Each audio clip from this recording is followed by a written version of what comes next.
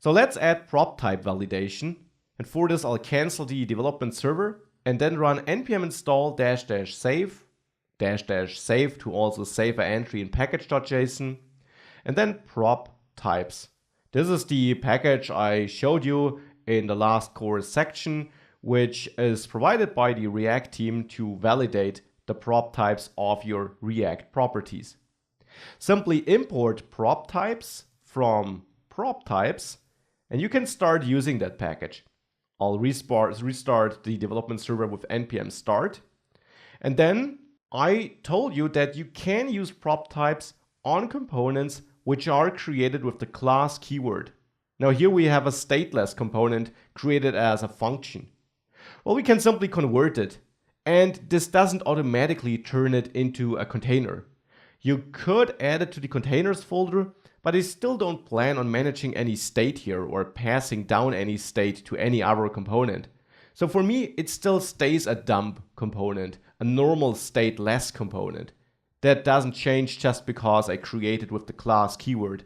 And that is generally an important thing to understand.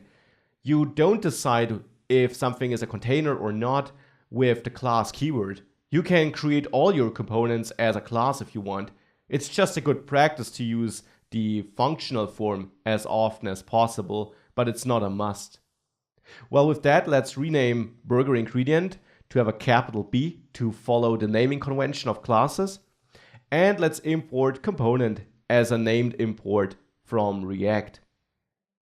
Now, burger ingredient should extend component, and we can then add a class body where we need to implement the render method. Now inside render, we can now execute our logic, our switch statement, and in the end return the ingredient.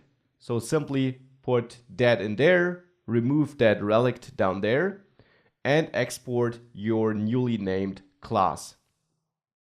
Now props type won't work because inside a class you access props with this props. So make sure to add a this in front of props. With that, it should be working again though. Now we can add prop type validation by taking our class name, adding the prop types property with a lowercase p, and setting it equal to a JavaScript object. And there I now want to configure the type property using the prop types we imported from that prop types package.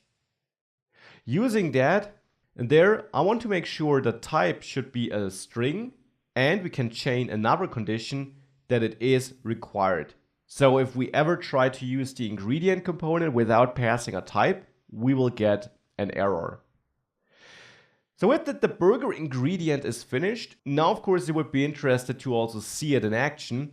And for that, in the next lecture, we'll actually start building our burger in the burger component.